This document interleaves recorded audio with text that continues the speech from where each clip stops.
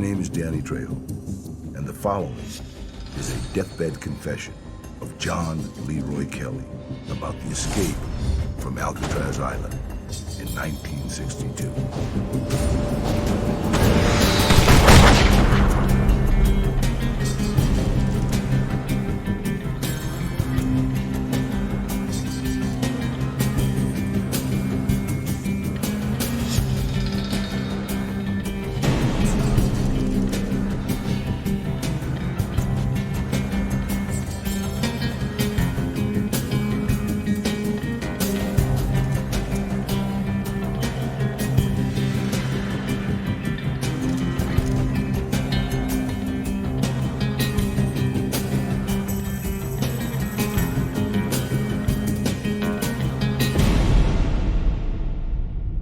The greatest mysteries of the 20th century include the disappearance of Jimmy Hoffa,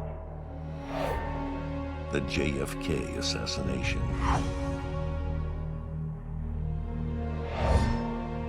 and the Alcatraz prison escape.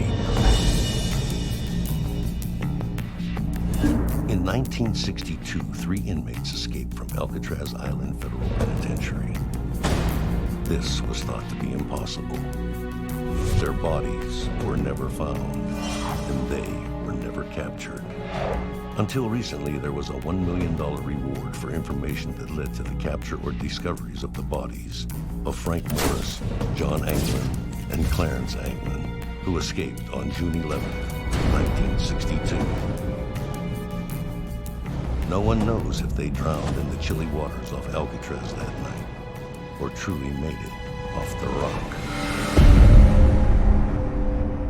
Recently, a new document was uncovered, a deathbed confession of a low-level criminal claiming involvement in the escape, which sent Art Roderick, the head of the US Marshals, and his partner Mike Earp, descendant of legendary lawman Wyatt Earp, cross-country with filmmaker Daniel Zarelli to investigate the oldest open case in US Marshals history.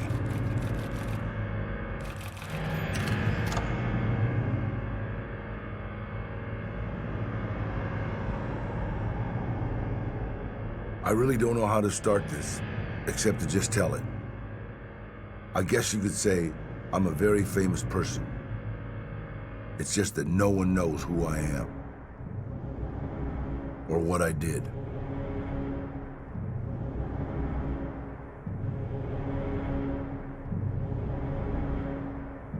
I, along with a man named Robert Michael Kyle, helped to pull off one of the most famous prison escapes in United States history. There was a lot of people involved in the escape from Alcatraz Prison. I know for a fact that high-ranking guards were paid for their part in the escape.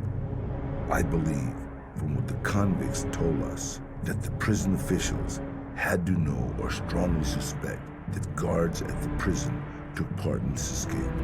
On Monday, June 11th, with Robert at the wheel, we picked up escaped inmates Frank Lee Morris, John Anglin, and Clarence Anglin. We took them north to Seattle on the boat. In the first 2 or 3 years after the prison escape, my Uncle Donald, the one that got me involved in the escape, said that the convicts' family members called him wanting to know what happened. I always told my Uncle Donald that me and Robert left the convicts in Canada and never saw them again.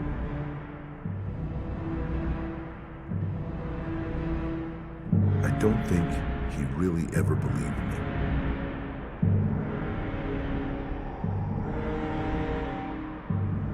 Please forgive me for what I did.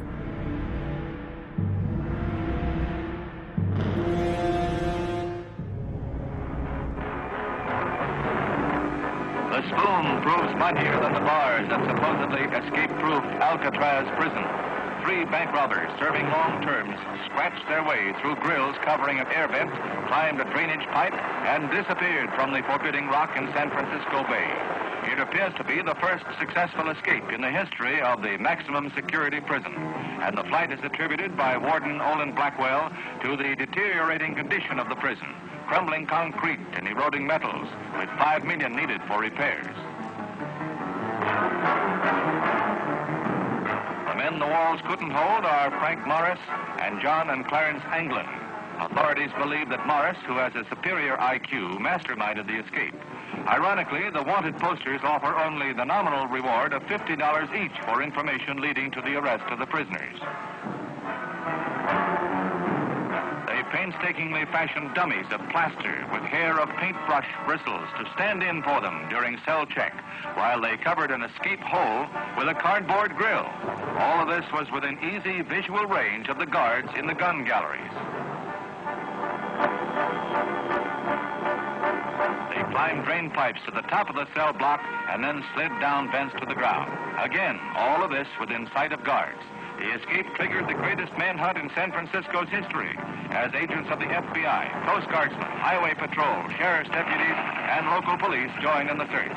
Whatever their fate, the 3 convicts have apparently accomplished a feat that many have tried with no success. For most, the name Alcatraz evokes images of iron bars, hard concrete, and brutal guards. A purgatory for anyone trapped inside. Although this is what Alcatraz became, it started as something very different. Isla de los Alcatrazes, or Pelican Island, was first surveyed in 1847. Devoid of any real natural resources and only 1 or 2 landable beaches, it seemed an unlikely asset to the newly acquired Republic of California. The U.S. Army, however, quickly saw the value of the barren rock. Sitting at the heart of the bay, the island was seen as an ideal location for artillery batteries that could protect the recently renamed hamlet of San Francisco. In 1853, construction began on Camp Alcatraz. Completed in 1859, the island became the first permanent harbor fortification on the United States West Coast. Declaration of Civil War in 1861 left California fighting on the side of the northern states. 300 Union soldiers were stationed at Fort Alcatraz to fend off any possible Confederate assault on the San Francisco Bay. These soldiers waited for an attack that never came. Never once did the canyons of Alcatraz fire on an enemy. The camp did, however, find its use during the war. It began serving as a military prison for captured Confederate soldiers and sympathizers. It continued to operate as both fort and military prison for another 40 years. In 1900, it was decided that the fort would resign all defensive duties and would operate solely as an Army prison. Over the next 30 years, the inmates at Pacific Branch U.S. Military Prison Alcatraz transformed the Rock, as they called it, into the world's largest and most modern prison. Finally, in 1934, the War Department said goodbye to Alcatraz and handed the island over to the Department of Justice, where it remained until its closure in 1963. This is the era that the island prison is most famous for. The worst of all maximum security prisons. The most difficult time that any inmate could do. Alcatraz Island Federal Penitentiary. In its almost 30 years as an operational facility, Alcatraz was home to the nation's most dangerous and notorious criminals. Gangsters like Chicago crime boss Al Capone and Los Angeles-based mafioso Mickey Cohen both found themselves locked inside the walls of the Rock. Other most wanted criminals like Machine Gun Kelly and Doc Barker were also sent to Alcatraz. A veritable laundry list of the nation's most famous criminals declared residence on the Rock at one time or another.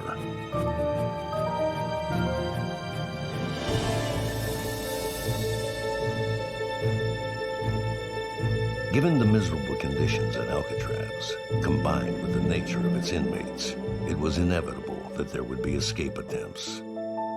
However, in its 29 years of operation, Alcatraz claims that no prisoner ever successfully escaped. This is the Alcatraz Prison escape statement, and I've faxed it to both the FBI and the US Marshals, and they've deemed it credible enough for follow-up. So 2 US Marshals and a tracker and myself are actively looking for the site that's mentioned in this statement.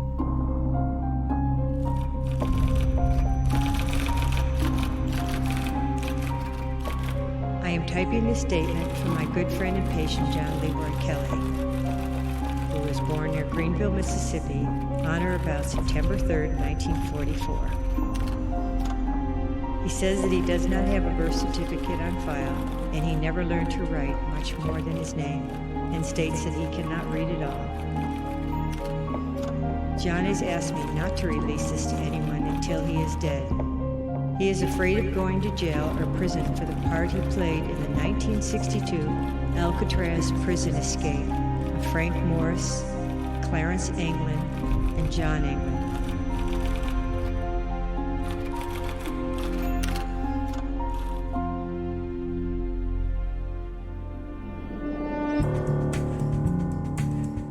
When we get in these type leads, we look to say, we can't say, okay, this is it, it's a home run. Is this possible? And this was possible. So that's why we're here. We weren't involved, the Marshal Service as an agency wasn't involved with this case when it first For 18 happened. years. Right. We didn't get it until 1979, 80, I think. 1980, 81, yes. when the Attorney General made the Marshal Service responsible for what they call the escape and rescue statutes, which are the federal statutes that an individual is charged with for escape or aiding and abetting an escape and all that. So that case came over to us when the Attorney General gave us that authority, more or less moved it from the FBI to us. So we didn't go back and try and recreate the investigation, because let me tell you, the Bureau 1,700 pages. They did a lot of stuff. I mean, surveillances, interviewed family members, year after year they went back, and they did a real good investigation. So we weren't going to go back and recreate that. Basically, what we've done up to this point is if something comes up, we'll follow the lead out till the end. Thousands of people visit Alcatraz Island every year to see Al Capone's cell and hear about the Birdman of Alcatraz. They come to see how Frank Morris and the Anglin brothers escaped. What they hear are the tour-guided facts, a rehearsed and recited account based on speculation as to how the escape actually happened. Never before has Alcatraz revealed everything that it knows and doesn't know about what happened that fateful night. So I just got off the phone with Art. Apparently Craig at the Rangers office at Alcatraz called to verify if Art was working with us on the Alcatraz statement. And Art told the guy to give them, Daniel and Neil, all access to everything they have on Alcatraz. When I talked to the US Marshal Service this morning, they indicated that this was the first time that Art's been on the case in 12 years, I believe he said, that they had anything really worth pursuing. They felt that it was had enough possibilities to dedicate some time to it. Alcatraz was designed and run as a maximum security, minimum privilege penitentiary. That meant our inmates received no tailor-made cigarettes, candy bars, chewing gum, soft drinks, radio, television, newspapers, paroles, or rehabilitation programs. They had none of that by being sent here. In fact, none of our inmates were sent from a court. They're all sent from another prison having a problem. And some told me from the prison they came from, the warden of the institution would have a picture of Alcatraz behind his desk, and he'd point to a picture and say, if I see you one more time, that's where you are going to Alcatraz. And you knew you were going to do some tough times. Now, you come and visit the island, you look out, you see all these beautiful views, you see San Francisco, the East Bay, Marin County, you say, gee, that's not so bad. But how'd you like to have water held out to you and you can't drink it? You know, it's a city so close and yet so far. Is there any way you think they made it? At first, I would have said yes, but since they haven't showed up in all these years, I doubt it now. Given the bay and the tide conditions that night and what physical evidence was discovered over the next couple of days by the FBI, most of the staff on the island have been of the opinion that they probably didn't survive the swim. I don't think there's been any trace of them found, which in a way is kind of unusual because bodies do turn up in the bay here mostly when somebody drowns. They'll find pieces of them, they'll find parts of their clothes. 60 degrees out there for about 10 to 12 Celsius. It's very cold. Although 400 people a year swim from Alcatraz to San Francisco, we have at least 2, maybe 3 swims a year. Most people can't handle it. If you can't do it in 35 or 40 minutes, you're going to be in trouble. So it can be done. It's a myth that it can't be done. It's done all the time. One of the stories that's most often been told was that they planned to steal a boat in Angel Island, and given that that didn't happen, that sort of led to a general belief that the chances are that they didn't make it. However, we know of many swims, organized swims, that do that bay every year. So we always sort of leave the story with an open end that, well, one never knows. After all, they were pretty highly motivated. At that point that they left their cells that night, at that point they're escaped convicts. They had nothing left to lose. Once a federal inmate escapes from prison, that becomes an FBI case, apparently. It comes under their jurisdiction. However, as a fugitive from justice, the US Marshals Service has jurisdiction too. The Bureau of Prisons would still, of course, potentially be involved in this, since they are fugitives from the Bureau of Prisons. They would still have time on their original sentences. There's no statute of limitations. So there's various law enforcement agencies should evidence pan out and there be more to the story than we now know.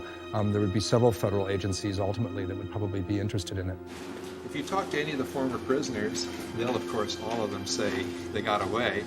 And if you talk to the former guards, they'll all of them say they're dead, they drowned at sea. But they're still on the wanted list of the FBI, and so they're not going to give up until there's some proof that they actually died. Is there any way you think they made it? Absolutely. Really? Yeah, I helped them with some tools to do that, and I know John and Clarence swam before they could walk. They were born and raised in the Everglades, so personally, I believe they made it.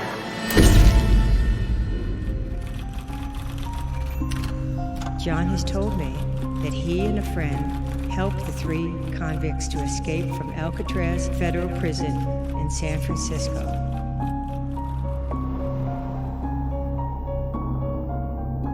At 11:15 p.m. on Monday, June 11th, Robert and I were in a boat off Alcatraz Island Prison. At approximately 10 minutes to midnight, we moved to the area just outside the city marina. At about midnight, I heard splashes in the water. They were lying across a homemade life raft. We picked up escaped inmates Frank Lee Morris, John Anglin, and Clarence Anglin. I remember one of the men, Frank Morris, laughed and asked if we were their ride. Robert asked where was the other 2. Frank Morris said they were it.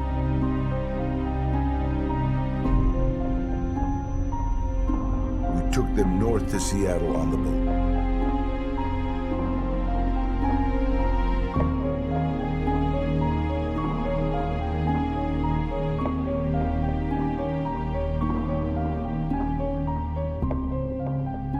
When we got back to Bellingham, we had the 3 convicts get into the back of the truck that we used for painting and had them lie down in the back.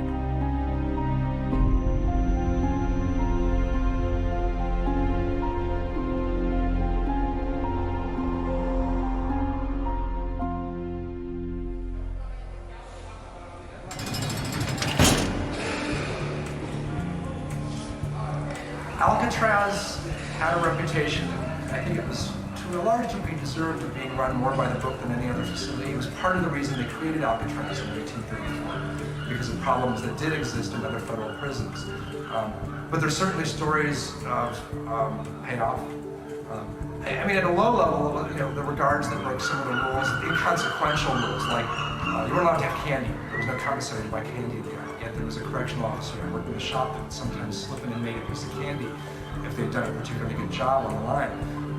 One day, one of those inmates got caught with that candy, and rather than turn the guard in, he did 19 days in solitary, I guess, maybe a bit more. Punishment for refusing to inform, because they knew this had to come from correctional staff. We know of, again, religious staff on the island that came out here, in at least one case, smuggling letters off the island because they felt the inmates had more of a right to private correspondence with their lawyers than what the law allowed in that time. Craig, one of the rangers here, said that the religious staff sometimes thought that conditions were a little tough and that sometimes priests or the religious staff would help give information in letters, bring letters to the families and such. Do you know anything about that? No? No, I would say that the religious staff, as I understood it, certainly myself as a part of the religious staff and the priest that I worked with coming out here, were scrupulous about that. We were instructed in a number of ways that we were never to take any contraband in or out. Okay. And also, there was a no hostage policy. So when we went down into the yard to walk around and talk with them down there, we knew that if they ever grabbed us and captured us in any way at all, the guards on the towers would start shooting. And so you kind of took your life in your hands if you ever did go down in there. But I never ever felt insecure around the prisoners. They were always extremely kind to me and also very respectful of me. And I think part of it had to do with the fact that we were able to get in here from the outside. Very, very few people, including their wives and children, couldn't get into this prison. They talked to them through those walls, you know, with those 2-inch thick glass windows and through telephones.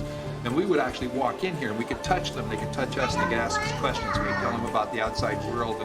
And so we were kind of a breath, I was, and the chaplain service people were a kind of a breath of fresh air for them and a kind of a bright spot in their life. And they were not about to hurt us or take us hostage. I never had any ever experience like that. And I also never heard of any chaplain ever taking contraband in or out.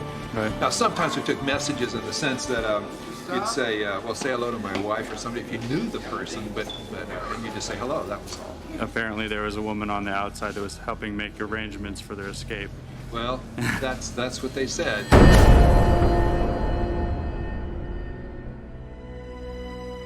My uncle, Donald Leroy Robertson, is the one that got me involved in the Alcatraz prison escape. He had been a driver for several big-time bank robbers at one time or another in the 1930s and 1940s. And he knew Frank Lee Morris. In October of 1961, my Uncle Donald had me go to San Francisco to meet a woman named Eugenia McGowan in St. Anthony's Catholic Church in the San Francisco Tenderloin District. That day changed my life forever. Many times over the years, I have wished that I had not went to that meeting. She told me that day that 5 convicts were going to escape from Alcatraz and that she needed me to provide a boat to pick them up and take them to safety. She told me that the convicts' families had come up with over $60,000 to help them escape, and that 6 guards at Alcatraz Prison were receiving payoffs to look the other way or to help the convicts. She said that she was telling me all this so I and my partner Robert would know that the escape would be able to happen without any problems. She gave me $5,000 cash in 20s in an envelope that day, and she was to give me another $5,000 when she found out the exact night the convicts would be able to get out.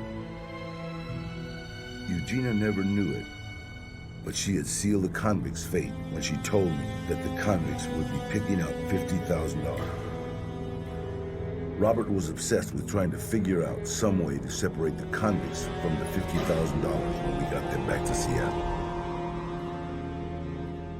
I can't believe now that I went along with Robert's wild scheme.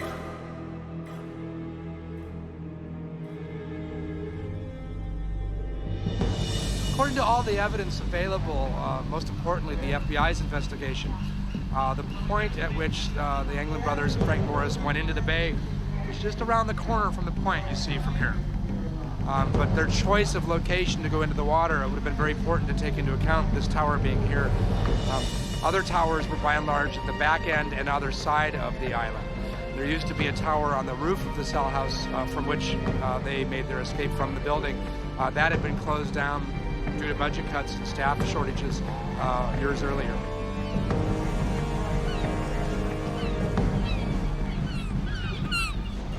Okay, here we have the cell house at the top of the island, originally constructed by the Army, and this was a military prison. The Anglins made their escape from an air vent approximately in this area. By all accounts, made their way down here where they were able to slide down an exhaust vent from one of the kitchen stoves down below. This was the mess hall and food preparation area and the hospital.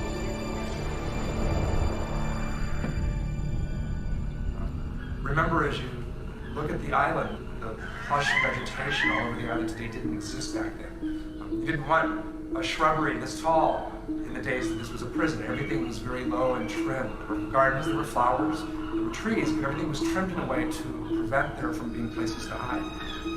But certainly by this time, staffing shortages and budget cuts had an effect on security.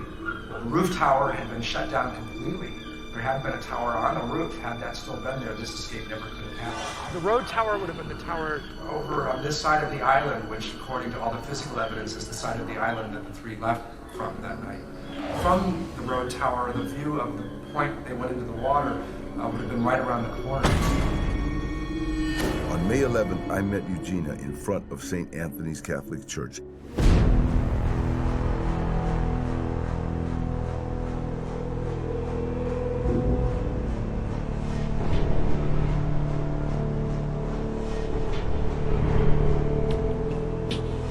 We walked to the waterfront, and we met a man in the shadows there. He showed me where the water was likely to carry the convicts on a raft to, and he told me to expect them just after midnight on June 11th. He told me that the convicts would run into no trouble because he was going to make sure that there was no guard in the road tower that night. He said that we should have till 8 a.m. at the earliest to get away before the alarm was sounded. Later on, I discovered that the man we met that night was Alcatraz Prison guard Captain Bradley. I've always wondered how no one ever found out that something wasn't right at Alcatraz Prison that night. One thing that Morris figured was sure to get the guards caught was all the things that were hid on top of the cell house. He said that at least 50 to 60 raincoats were used to make the rafts. When two of the convicts didn't take part in the escape, one of the rafts was left on top of the cell house. Morris said that several guards, not just one or two, turned their heads or just didn't say anything about the things they had seen in the weeks leading up to the escape. Frank Morris told us that Captain Bradley had gone as far as to order blankets to be hung up over the top of the cell house to keep paint from falling into the cells and the floor below. But the real reason the blankets were put up there was to give the convicts unrestricted access to the rooftop of the cell house and to allow the convicts to escape.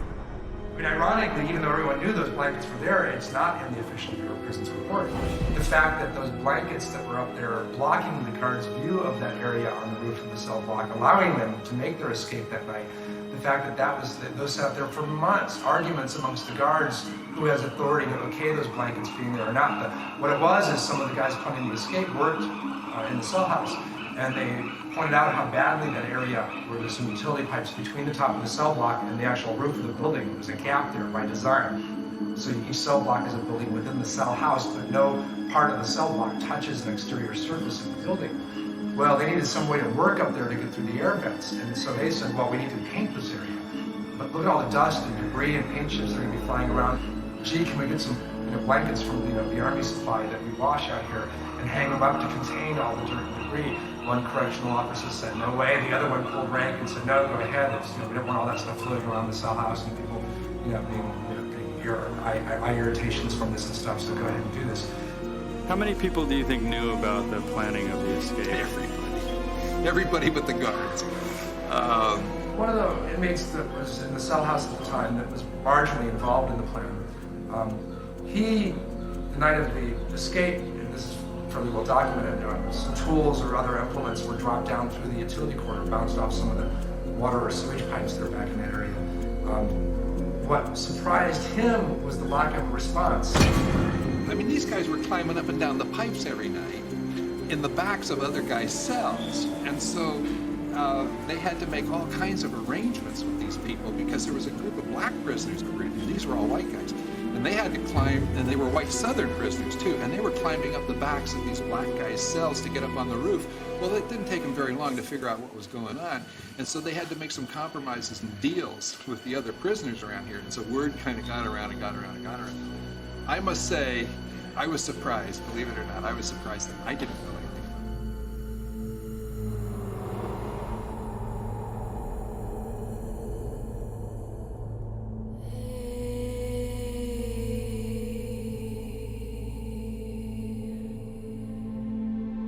The real surprise of the trip came when we got back to my Uncle Donald's house.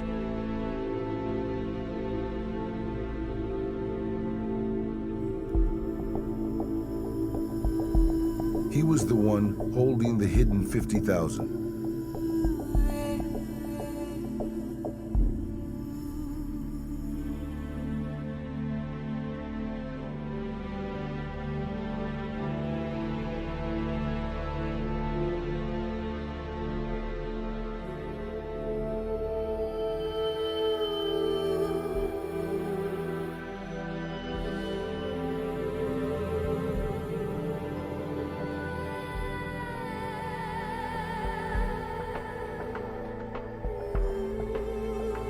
We received our 10,000 more, with my Uncle Donald getting 4,000 of the 40.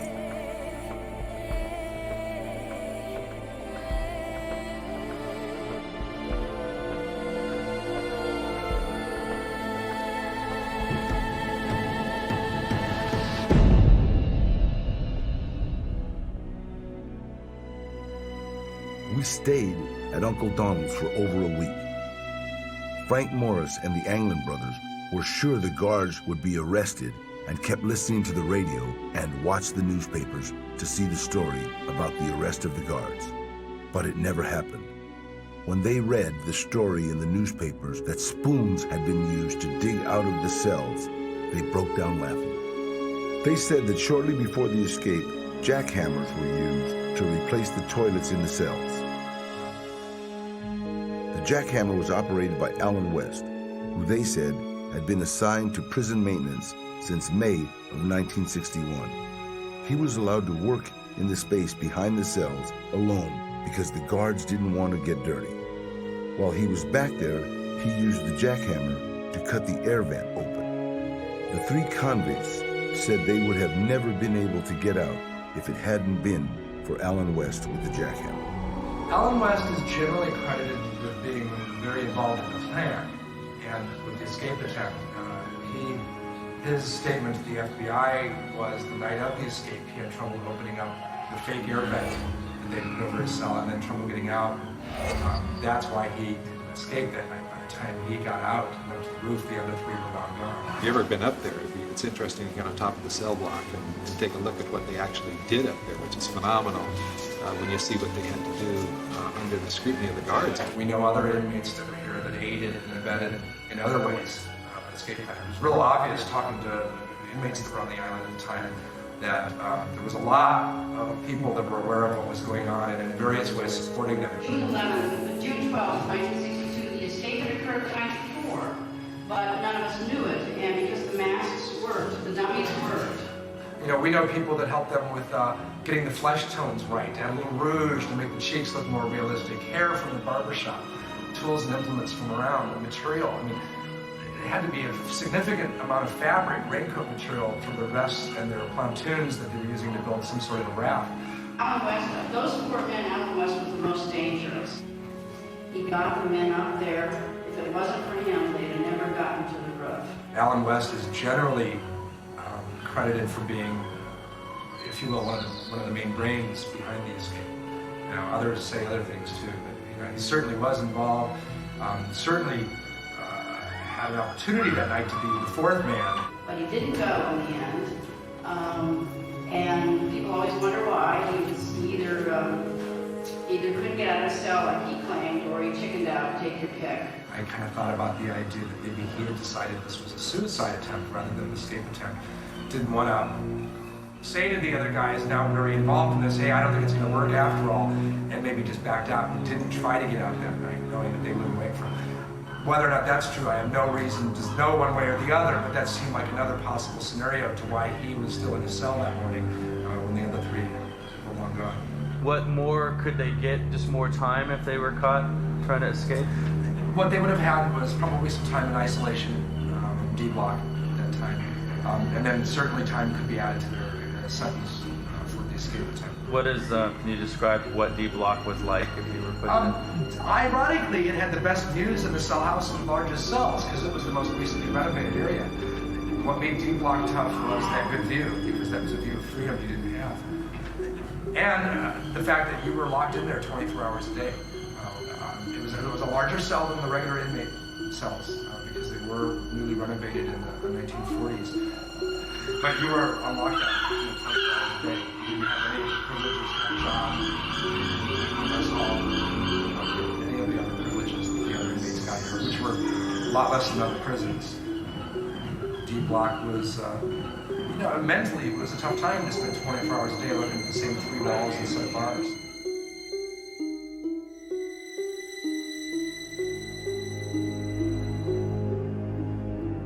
While we were at my Uncle Donald's, the three convicts told us that Clarence Carnes had not been able to get out of his cell,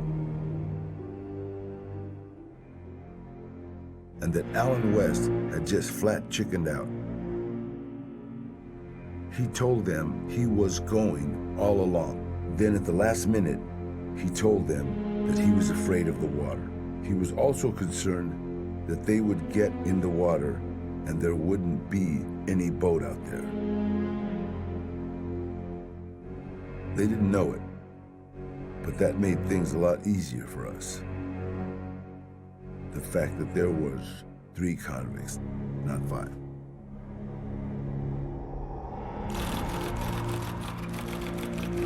This week, I arranged for a local priest to start counseling John and hear his confession.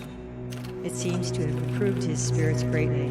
I cannot sign the statement or give my name because I have broken patient confidentiality by giving some of the information I have in this account. I could be fired from my job or lose my nurse's license, so for that reason, I must remain anonymous. But I will do my best after John's death to ensure that this statement and John's statement get into the right hands. Do you know if the nurse that took the statement from John Kelly, if she took, there's something in there that says that put it in a safety deposit? I've got the original document. Is it handwritten or is it typed? It's typed. I know she says I typed, but I didn't know if originally she took, because she was trying to turn it over to John's sister, but she didn't want it. So she gave the whole thing up. Yeah, and I mean, it's weird for somebody to send me like an original typed or printed. I mean, it was the 80s, so there were computers. I mean, this is it. I mean, it feels like, which is is not a just a copy. Xerox. That's just a copy. Okay, it's that copy. I mean, This looks like a term paper. yeah, right. So I mean, that's supposedly the original. So, I mean, I would like to keep that if possible because I am a collector of documents, but that's the supposed original that was overnighted to me with some other material. Well, if you hold on to it for now, let's see where the other end plays out. Cool. We'll maybe asking you for the original. Now, in the late 80s, early 90s, there was a couple of shows that came out. Unsolved Mysteries. I know the History Channel's done some stuff, the Discovery Channel. Right. And those tended to generate more leads. And we would always end up following up on those leads. We would run their fingerprints every year, nationwide. So if they run an alias, we could find out if they committed any crimes and have been printed by some police department. Same thing with Canada, who has a mutual relationship with the U.S. So, none of that turned up. We just did a lead a year and a half ago in Texas, right? With the guy that looked like him, we got something. Oh, really? The lead got sent to us. We got all of his driver's license. It was after there was a History Channel show on where we aged enhanced. Right, did you guys do that? Yeah, I noticed we did that on the internet. Yeah. And we went and sent those out to everybody. And somebody came back and said, geez, it looks just like this old guy. So we went and followed the lead up. In Texas, I guess you have to have your fingerprints or a thumbprint on the driver's license. And we actually were able to verify that it wasn't him based on fingerprints. Today is March 17th. John Leroy Kelly died at 3 a.m. this date of AIDS-related pneumocystis carinii pneumonia. He died quietly in his sleep. John received the last rites of the Roman Catholic Church just after 11 p.m.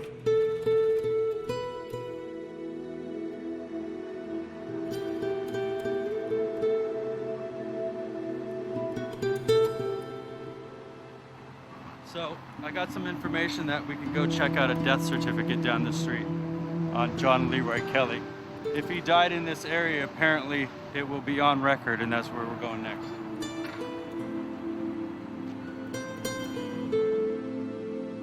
John was a no-code patient, so we did not attempt to resuscitate. I'm truly glad for John that his long struggle is over. May he rest in peace. I basically narrowed it down to about 5 hospices in the area. From that, we're going to go back to the Hall of Records and find out if there's a death certificate. But even without a death certificate, we can get a lot of great information now. Sarah Lane of Vancouver, British Columbia called me on the phone and asked if she could come down and talk to me about her brother. I said yes, if she could agree to complete confidentiality concerning my identity. She agreed, and I met her at the downtown public library. During our meeting, she brought up the Alcatraz Prison escape and asked me what her brother John had told me about the Alcatraz incident. I gave her a copy of everything, and she stated that it was the same story that John had told her for years before. She stated that she had heard the same story over and over many times from John and felt she almost knew it by heart. That he and a friend helped the 3 convicts to escape from Alcatraz Federal Prison in San Francisco. And they then killed the 3 escaped convicts to keep all of a large sum of money.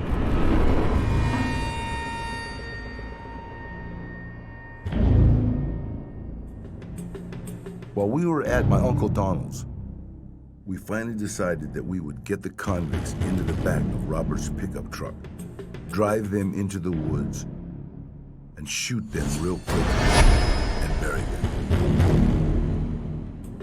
Robert picked a good spot along the highway, and we even dug a big hole before we picked them up.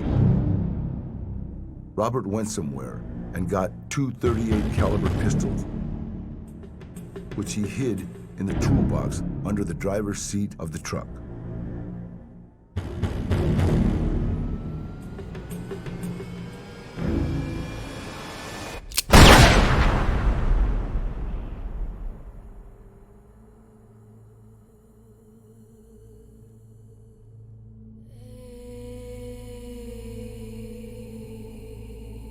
I told her about John making his confession to the Catholic priest, and that I felt it had helped John's peace of mind tremendously. And I told her that I believed John had died in peace. I had offered her these papers, including John's statement, but she said she did not want to get involved. She told me that it was true about their Uncle Donald being a driver for big-time bank robbers. She said that back when he was doing this, that it worked out very well. She said that there was a family rumor that Uncle Donald had at one time been sentenced to a lot of time in Anglin State Prison in Louisiana, but that he escaped after a very short time and fled to the Pacific Northwest. According to her, no one ever found Uncle Donald, and he died of an old age in Seattle. One interesting thing she said was that John had trouble getting rid of some of the money they took off the convicts because it was so old. She said that some of the bills were very large, but were still legal tender and could be spent. When she got up to leave, I again tried to give John's papers, but she refused and left. I don't really know who to give John's statements to. I have thought about mailing it to a news agency or the FBI, but I'm not really sure what to do with it. Like John, I feel the time had come for the truth about the Alcatraz prison escape to come out. I miss John at times. He probably was right about being famous if everyone knew the truth about what he did.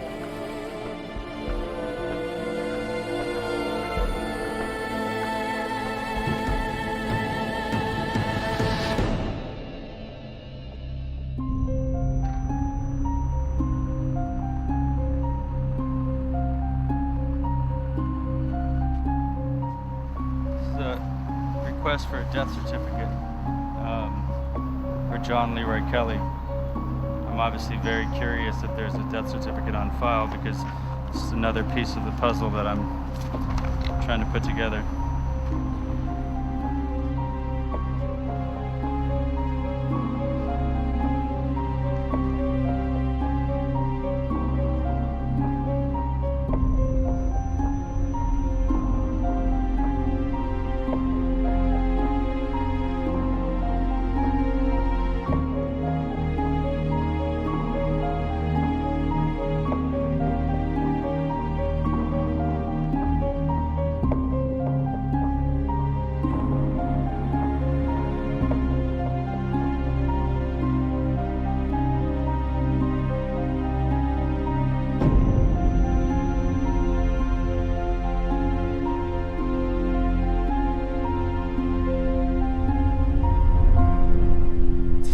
Escape, a couple things happen. For example, in the case of Henry Young, they made a movie real loosely based on him a few years ago.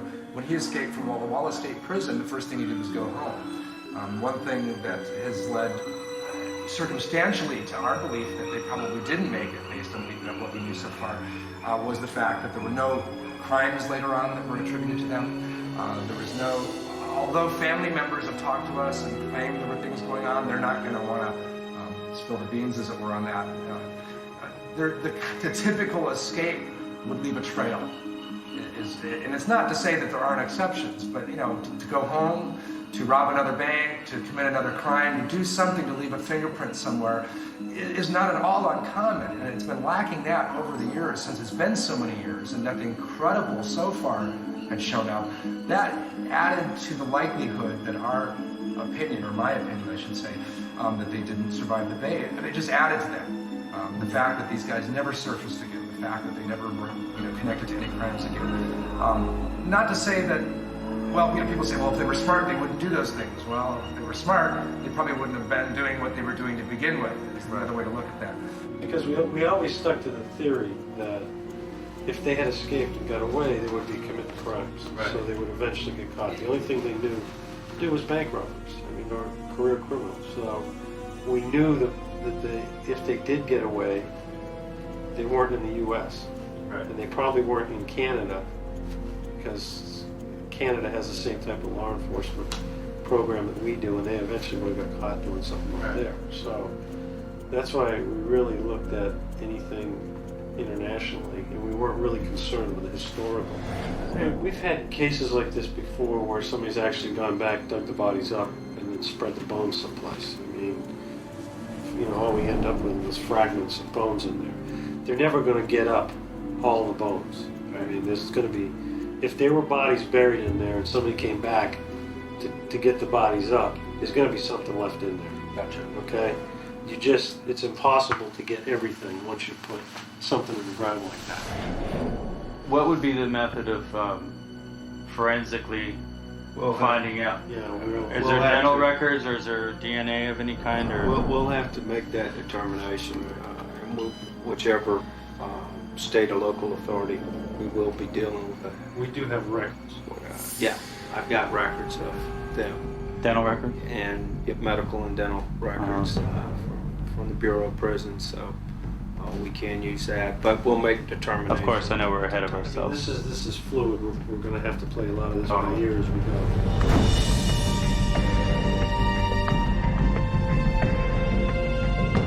So we just met with Mike Earp and Art Roderick, US Marshals. We're caravanning right now to meet with a local guy who knows the area. We're leaving Seattle. It's about an hour outside of Seattle. According to the statement, it's going to be about 1.5 miles. On the left-hand side, there used to be a dirt road. Apparently in 1962, that dirt road was not blocked by a guardrail, but now we're going to have to walk over the guardrail. From that point, we go down the dirt road, and apparently there is going to be some big rocks that we're going to look for, and some trees. On the rocks, as of 1993, there was paint to mark the rocks, and then at one point in the 80s, John, the guy who gave the statement, actually nailed horseshoes into trees around the area and apparently buried a box of horseshoes right over the bodies where they were buried. So underneath the horseshoes, if we find them, there may be the bodies of the Anglin brothers, John and Clarence, and Frank Morris. So the initial thing we're looking for is the landmarks. So wish us luck.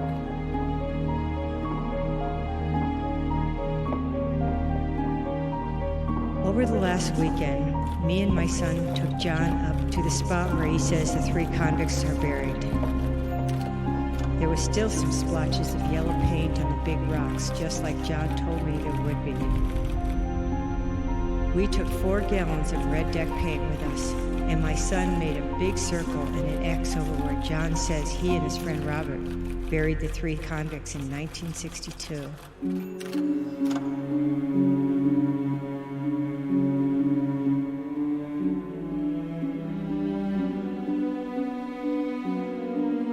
His name's Al Davis. He's an old timer. He's lived in this area for his whole life. He's at least 70 or 80 years old. Really funny, nice guy. He said though, if you go back even 10 years, 10, 20 years, everything's changed about this location. He said even for myself, because that could describe 4 or 5 roads that aren't even there in existence anymore. So it's going to be really hard for you to find what you're looking for. He said that we're like 5 miles off base. He said most likely that we should go back up and turn to the right, sort of where that area that near the lake where we went. And there's actually another right turn that kind of just, I let him read the one paragraph about the directions. He said you have better luck in that area. But he just said there's just 4 or 5 places in this area that have changed, and it's just going to be hard to find based on those semi-vague. It sounds like vague directions to him because there's too many options. You can no longer turn off the highway at that location. There's now a guardrail, and you have to park on the roadside and walk from there. We were able to find 2 of the horseshoes nailed to the trees. Okay, so we have good news and bad news. The good news is we met with a tracker who knows exactly the area and exactly the turnoff where he thinks the statement is pointing to. The bad news is that he said it's a big area, it's going to be hard to find, and that it might be snowing, so there might be snow on the ground. So anyways, we'll see.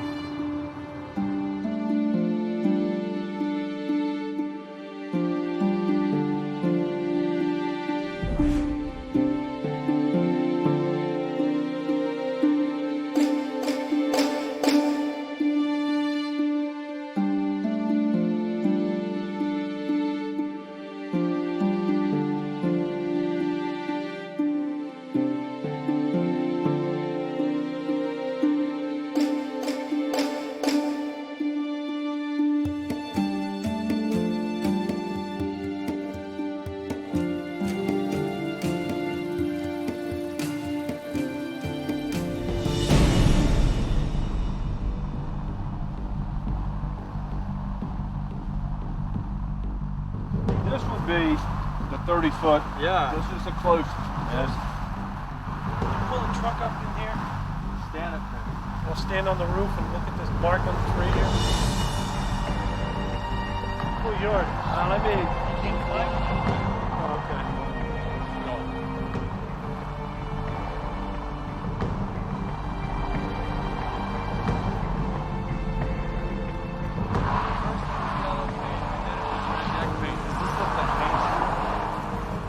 Looks like yellow paint. And does this look like red deck paint? Sure does. Holy shit! And does that look like it could be a knot in the video up there?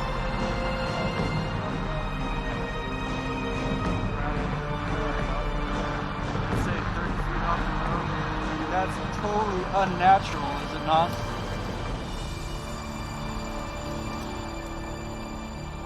I mean, it could be analyzed, of course, but I think it's worth bringing a metal detector in this area. Look at that.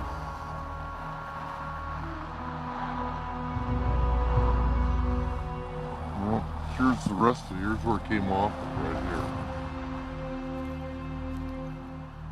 I mean, that many rounds. You know, they blasted them. They blasted them.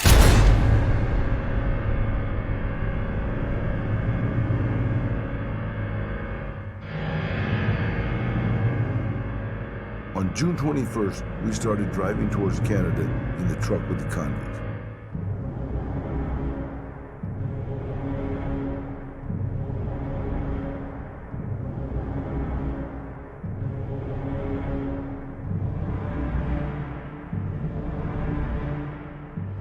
At a few minutes past 5 p.m., Robert hit me on the leg, which was a signal we had arranged.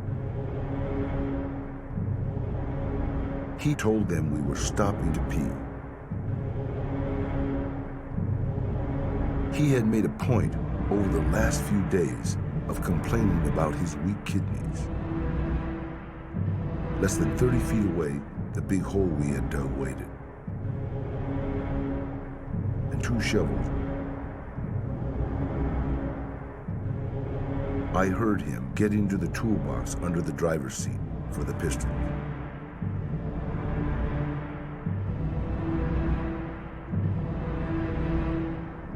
And he handed me one of the pistols down by his side.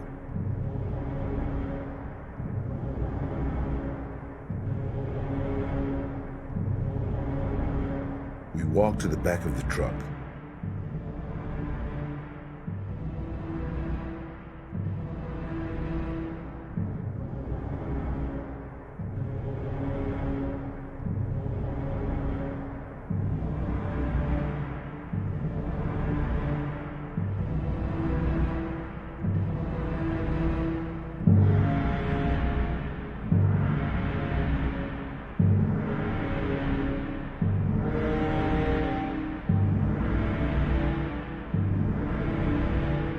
Robert opened the truck's tailgate.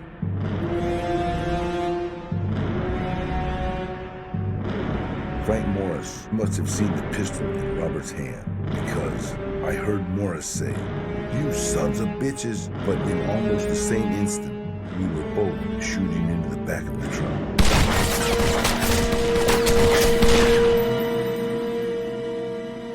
I've never been able to forget the way they jumped around and the sound the bullets made when they hit their bodies. It was the worst thing I did in my life.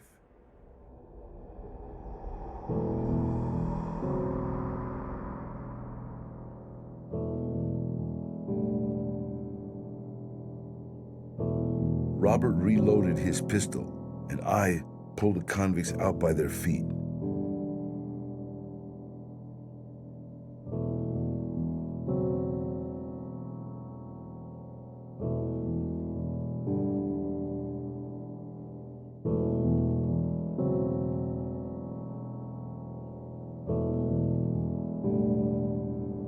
John Anglin was the last one I pulled out, and he was alive and talking. Even though he had been hit several times and had to be hurting very badly, he begged not to die. But Robert shot him 3 or 4 more times.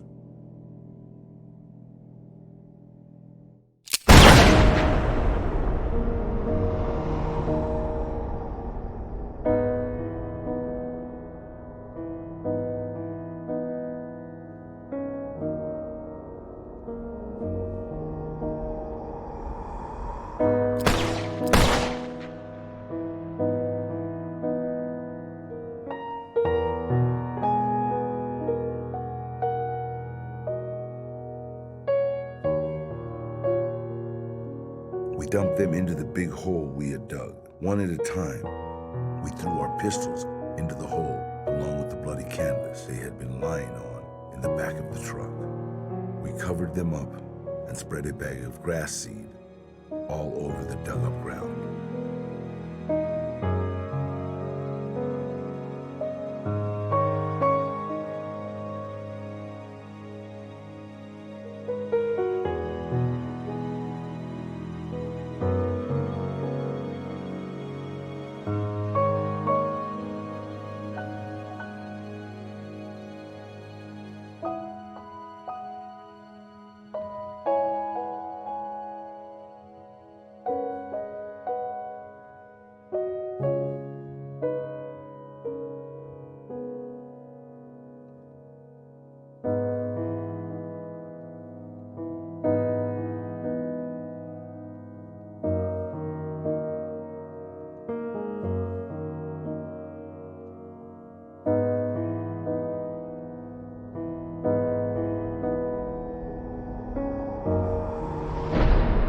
Do it this close? Of course, this is more secluded than down there with the houses. Yeah, and then in the 60s, there's probably not as much traffic. They put all the horseshoes on one tree? No, there are four in a circle, sort of a circle, and then when they came back in the 90s, there were only 2 left.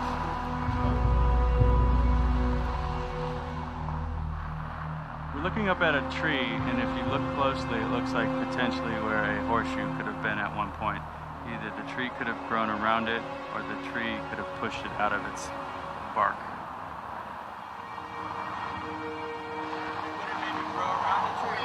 Yeah, I could go around.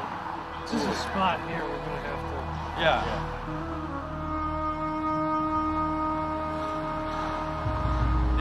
They buried a box of horseshoes. He came back in the 80s and buried a box of horseshoes so that he could find the spot again. This is one potential site that's about 30 feet off the road, off the 90. There's a guardrail over there. There's also evidence that it could be a horseshoe up on a tree, about 14 feet high. We'll see.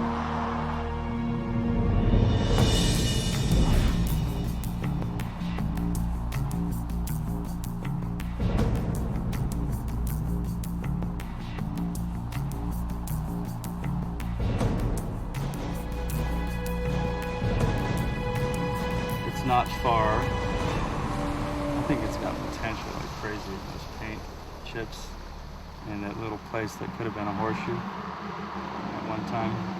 I don't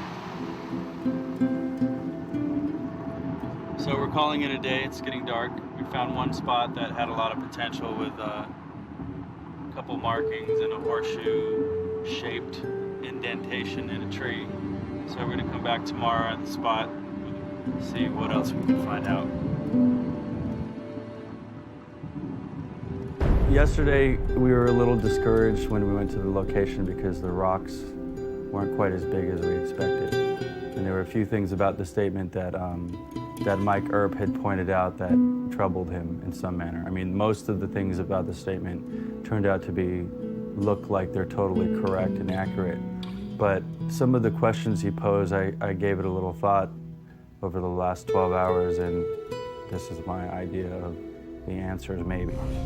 One of the things that he said was that it was very unlikely that they would trust somebody with $40,000 or $50,000, this person, Uncle Donald, because in the 60s, that was a ton of money. Now, I thought about that, and number one, Frank Morris, he was friends with this Uncle Donald. And Uncle Donald was 78 years old at the time. So I just don't see that some 78-year-old guy would necessarily run off with the money from a friend of his at that age. The other part about it's being a large amount of money, you know, for sort of like two-bit thieves to put together. When you think about it, there were supposed to be 5 people. 5 convicts escaping at Alcatraz. So 5 people, let's say $40,000 or $50,000, their family, some of the money that they got in bank robberies.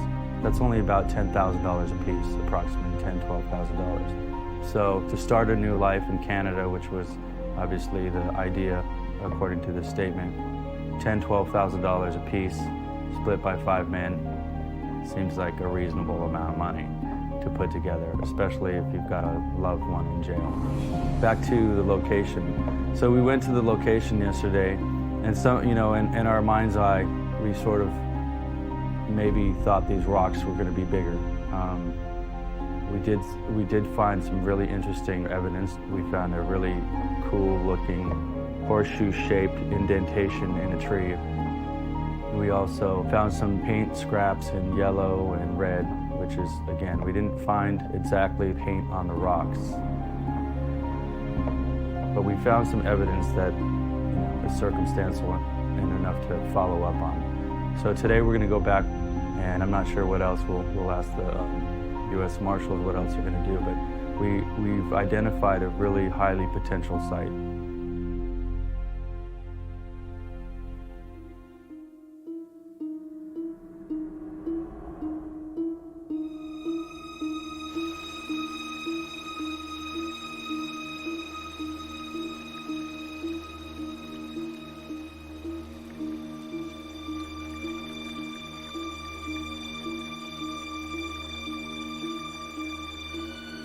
Okay, we're back at this spot, and I just found a few interesting things. Okay, originally they said that he nailed 4 horseshoes into a tree. Just bear with me. Look at that nail. 1. See the nail?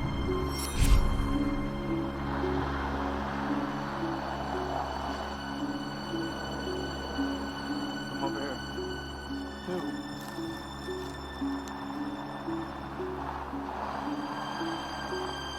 Second nail.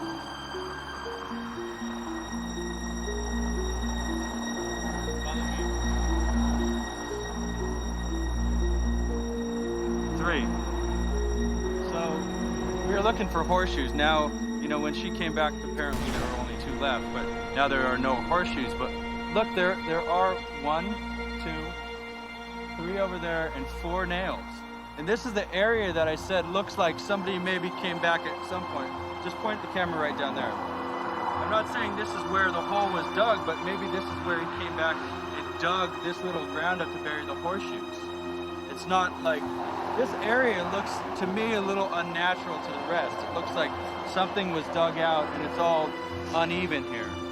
This feels like if anywhere could be the spot. This has got a lot of potential. There are 4 nails in somewhat of a circle in this spot, and it's exactly what we're looking for. Now come over here and look at these rocks. Yellow and red paint.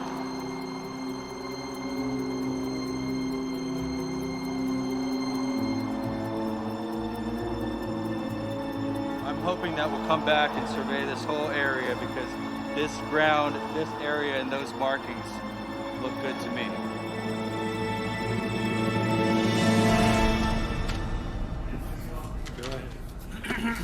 George Clooney's going to play in the movie version, right? Doing well. Very good. Some research on it now to find out what the deal is. We'll have to get the GPS coordinates to that particular location. We'll probably do that today. But I know the name of the individual you got this statement from. If we could just do we can run a background on him right now. We can call our headquarters, find out if he's connected to what his mother's name is, where she's from, and where he's been. Right. He's got to be the son. He's got to be. Yeah, he's real paranoid about his identity. Right. We're at that point. We don't even know if she's alive. Right. And if you're telling me this guy sounds like he's in his 50s, and this is his mother, and she's got to be at least in her 70s or 80s. Right. Right, I got you. So. Okay. Yeah, we're going to But the guy's statement is, let's be honest about it. Yeah. They are the ones providing statements in reference Right. to this guy confessing to homicides and whatnot. Yeah, those law enforcement officials that could be investigating that, yeah, their name's going to have to be known. They're going to be questioned. They're going to be interviewed. They're going to be possibly compelled to testify.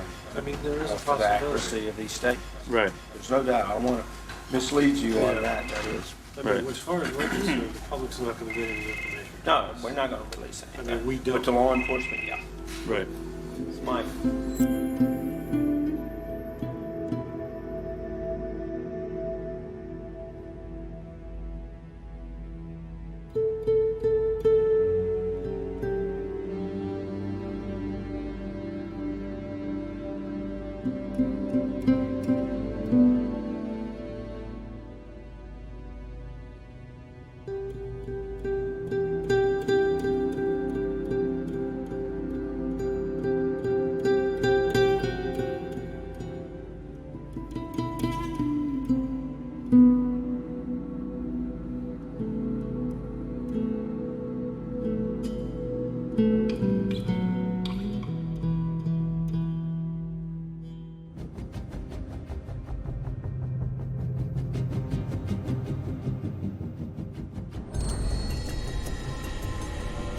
Who was this man, John Leroy Kelly? A phantom? A charlatan? A phony? Or was he telling the truth? Did he and his partner take part in one of the most well-planned and coordinated escapes in history? An escape that could only have been successful with help from inside and outside the walls of the rock. What is irrefutable is that the three men made it out of their cells and into the water that night. It is only speculated that they drowned at sea. Was the culmination of their complex plan merely to swim across the bay, risking hypothermia and drowning, only to come ashore in bustling downtown San Francisco? Or did they have something more sophisticated in mind? For now, their fate still remains a mystery. Or does it?